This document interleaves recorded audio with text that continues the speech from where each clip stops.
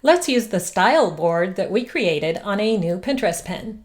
I'll go up to File and New, and I will choose Devices RGB 1000 by 1500 with a DPI of 72 and press OK. All right. Now I'm going to go ahead and make a background. So to do that, I'll grab the rectangle tool from the left-hand toolbar and draw a rectangle over my background. And right now it's kind of this light gray color, but with it selected, I can go to my Styles tab and I can simply click on the blue gradient that we created on that first pin, and there it is. It shows up just like that. Pretty easy, right?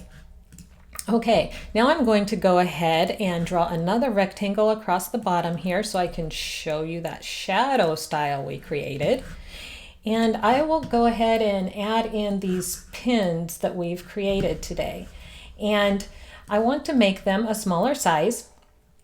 So I could drag in the corners, or I could use my transform tab on the bottom here, and with the proportion tab selected here, I will, let's see, I'll change the width to, let's try 300.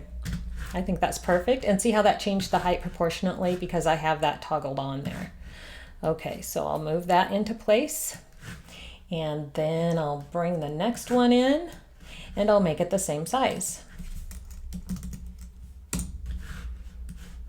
And the third and final pin, and I'll do the same thing. Okay, now I'm going to select all of them. Let's see if I can make them all fit here. Sure. And then I'll go ahead and press and hold Shift and select them all. And in my alignment tool here, I will align the tops and I will align horizontally. And then I'll press done. And then I'll center them on the page, and I'll make this background so that it's a little bit bigger, because I want to show you how the shadow style works that we just created. So I'll go ahead and select each of those pins again. Now with them all selected, I'll simply press shadow. And now, just like that, they all have the shadow. Okay, what else can I do here? We have that dotted line and the black Gaussian blur. So let's go ahead and make a title. So I'll grab my artistic text tool. Now you can go ahead and drag that and it'll make it a bigger size too. So let's say, let's do all caps. I'll say create. And I am going to make that white. So with the solid circle in front, I'll choose white. And I'll change that to one of my favorites. I'll change the font to one of my favorites. Let's go with Nano Gothic. And I'll make it nice and big. And then I'm simply going to press and hold Option, drag and drop. And I'm going to type pens. My caps lock on still, and I'll make that big and try to line it up with create. Let's see if I can see my lines pop up on this blue background. There we go.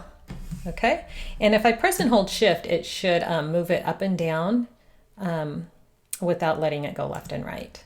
Okay, so there I have create pins. I'm going to grab my artistic text tool again, and here I'll type the easy way, exclamation, and then I will make that the same length as the other words.